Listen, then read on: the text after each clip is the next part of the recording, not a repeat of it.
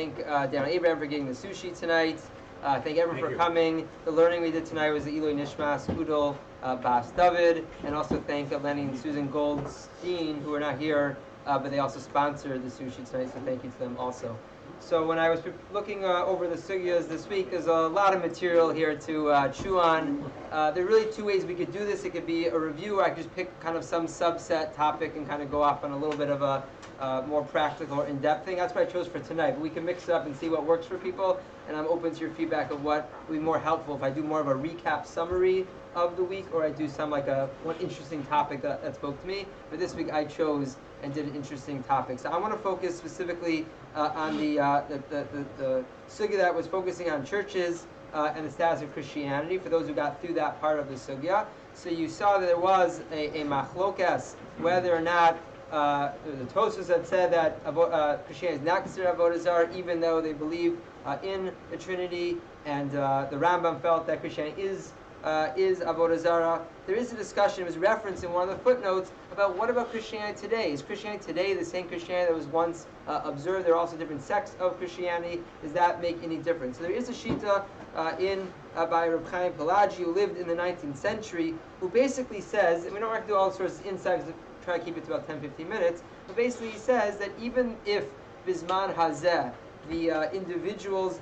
are no longer considered over the Avodah Zarah themselves, going into a place of worship where in their churches they are offering incense and doing ritual-like services, even if it's not the same as whatever was done hundreds or not thousands of years ago, so it still does have a status. He says there's still sirach tumah. There's still like an element of tumah and sitra achalo palat that the whole kind of negative connotation did not remove. So the Isser still stands. I mean, one might say that going into, again, I don't know which sect is the most lenient of all the Christianity sects. What would we say? Protestant would probably be the least like whatever it was the Catholic Church back in the day. So one might think that the halachic status has changed, and Rav Chaim Pelagi says it could be that the individual people are no longer considered halachic of the Avodah Zarah, but these structures would still retain the status of Avodah Zarah. So that's one practical note I thought was important to talk about. Another practical point I thought was important was there was discussion about going into a church. So we established that going into a church is problematic. What about walking near a church? For those who got up to it, there's a discussion of enjoying the benefit of the church. So I don't know about you, but for those of us who live anywhere near Riverside, coming to our shul, often there's a large church on River Road, and there's a question of how should one walk a different way, the same way? How should you go about that? What if it's a shortcut for people who it's more direct for them to go straight to the shul? Are they allowed to walk by the church? What if you live across the street? If you live across the street, well, that's part of why I thought it was relevant to talk about. So there are different shitot. And the Shulchan Aruch in source number 2 talks about a chatzar avodah chacham, the surrounding area around a church. It says yesh omim dino ke'ir avodah chacham. Some it's like a city of avodah chachamim. Bisman she'ena avodah chachamim mikabsim sham le'Tzurba tamu talekani sham. As long as they're not doing some sort of ritual, it's okay to be there. The yesh omim decholin yan aser. And some say no matter what, it's going to be forbidden. Im ein derech overbo l'makom acher. Unless it's a place that you're clearly going towards something else. We're not talking about going to a dead end where you're only going to that place. But as long as the route is clearly, it's just a way to get to a place, and it happens to be there's a church there, so that's a different category. If the way to shul is you got to walk by the church, everyone says mutter. So therefore, needs, or just that's the route to get from your home to shul or wherever you're going, you're allowed to walk by a church. But if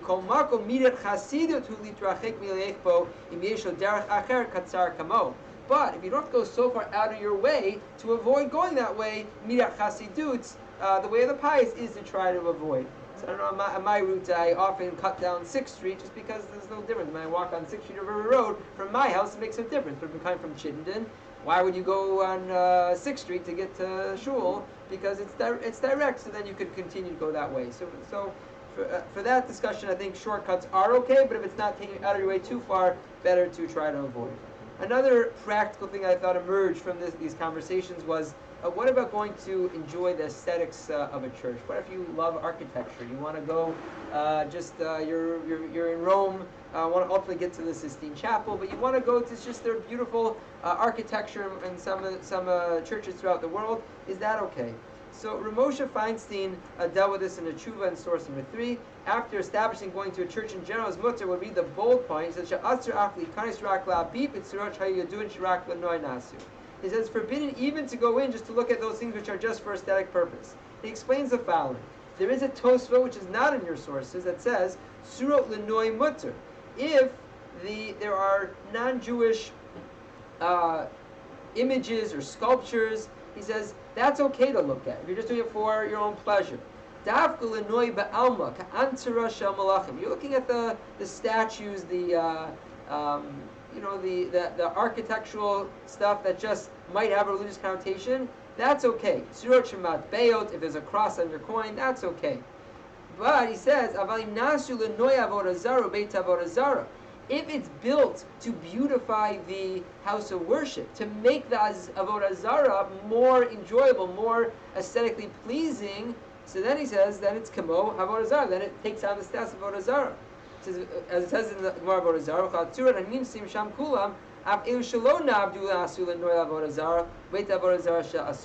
the Ramosha seems to pass in that the question is, why was the artwork made? Why was architecture, how was it incorporated into the structure of the building? If it's just a statue standing outside a church, should go and observe the statue outside the church, that's fine, it's just a statue. There's nothing inherently uplifting the Avodah Zarah. But if inside the cathedral there was, certain architecture was built to really enhance the experience of the Avodah Zarah, so then you can't just say, oh, it's just noi, it's just for beauty. No, that is part of the way that they would experience the Avodah Zarah, and it would acquire the status of Avodah Zarah as well.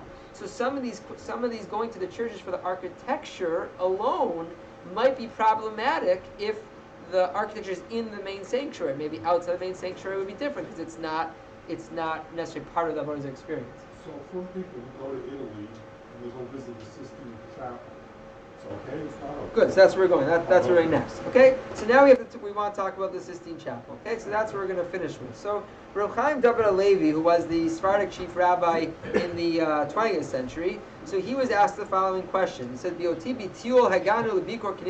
I was on a tour, and one of the stops in the tour was going into a church. Were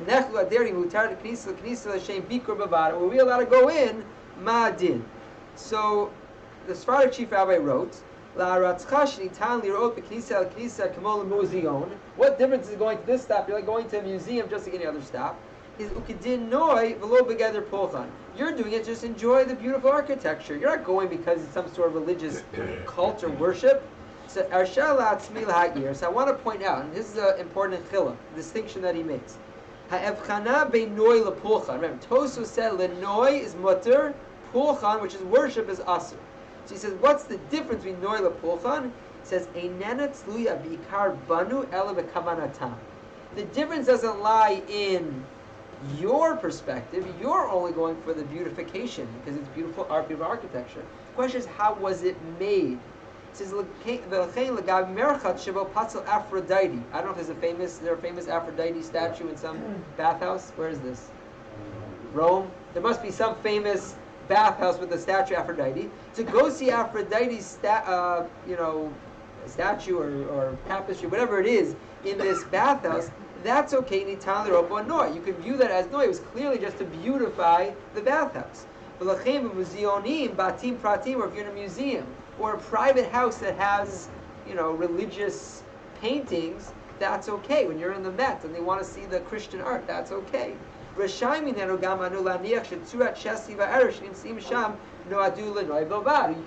is anything in a museum was really just made for noi, not for worship.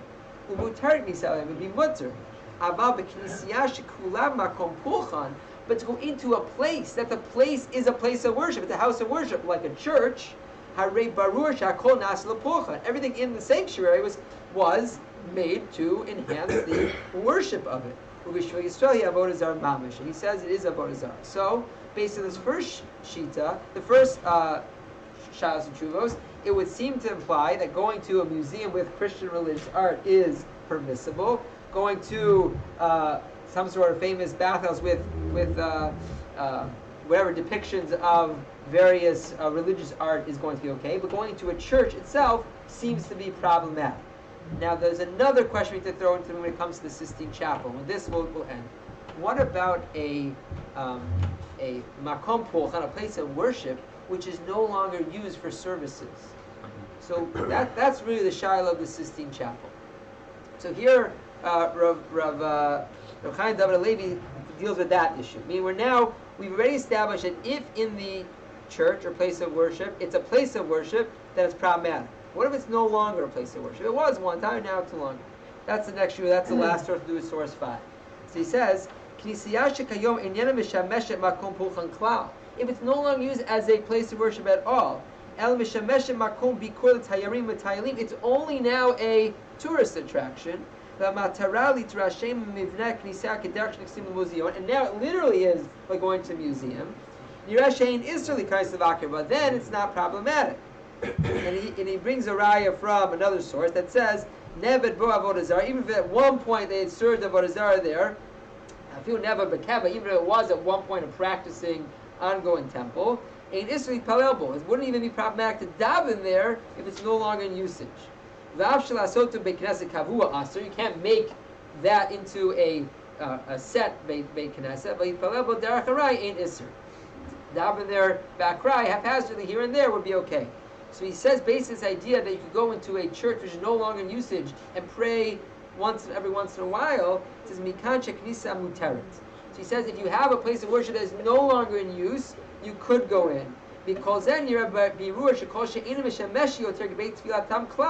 long as it's no longer a place of worship now, they're not davening in there, then it would not be forbidden to go in. Let's talk a little about the Sistine Chapel. That's the most practical example where many Jews, I'm sure we all know someone who's been there. So the discussion is as follows, and I had a lengthy discussion with Rabbi J.J. Schachter about this last year, and I've spoken to other posting about it as well. It seems to be a machloket b'mitziut about the reality of whether or not it's ever used anymore for ritual purpose. Those who do go are basing on this tshuva of Rav Chaim David Levi, who said as long as it no longer is in use, so it no longer has the status of a house of worship, and therefore you're allowed to go. And those who go would go on based on that usage. Those who do not go would not go because it's been rumored that on special occasions the Sistine Chapel will be used for ritual. I don't know if it's, Gwen, is there something in particular you're aware of, or is it you've heard anyone? I think when they appoint a new pope, the smoke, when they vote on it. But is that the vote is there. That's what the vote is. Yeah, The vote is at the Sistine Chapel. Right, and they believe that there is like divine influence in that process. Right. So the heart of the debate about the Sistine Chapel is really a Metzias question of how is it used. Those who are not comfortable going with me because they view that whatever is going on in that place makes it a makom still of viable, still ongoing use. Those who would go say it's really just a museum. What's really interesting, though, is going back to the earlier shita, and this I'll conclude, was there was an opinion about the architecture. Is it lenoi or is it lepulchan? Was it made to enhance the religious experience, or was it there just for the artistic? So there's a book about Sistine Secrets. If anyone's read about Michelangelo and the frescoes he made, there's a whole book that I've read that Michelangelo was actually trying to shtach the church in the frescoes. He hated the Pope. He hated the Pope, and he actually provided artist things with disgusting symbolism against the Good. church. So that's what I want to end with, is that we saw in the previous shita that Rav Chaim David Levi said, it doesn't depend on how we're going for it, depends on how was it made. What was the intent? So the question is, what was the intent of the artist, or the intent of the person who paid, who contracted the work? Yeah. According to the Pope, whoever hired Michelangelo, he of course wanted this chapel to be an unbelievable chapel that would wow you and enhance the religious experience. But from Michelangelo's perspective, it seems that Michelangelo was trying to put down the church, and therefore from Michelangelo's perspective, he was really doing it lenoi for beauty, but not to enhance any religious experience. It might be even to detract from the religious experience. So again, I think it's important to know there are really two parallel tracks. There's the question of, is it in use today? And also, how do we view Christian artwork that was done in a church when it may have been against the church? Does that change the halachic discussion? I think those are some of the issues that need to be weighed when deciding practically if you're going to go into Sistine Chapel or not. I'm happy offline to talk about, posting I've spoken to about it. But either way, I hope this was just one interesting topic. There's so much interesting material we could have spoken about it this year. But just pick on one thing and focus on learning it a little more in depth. Yasher Koach for everyone for coming. Thank you.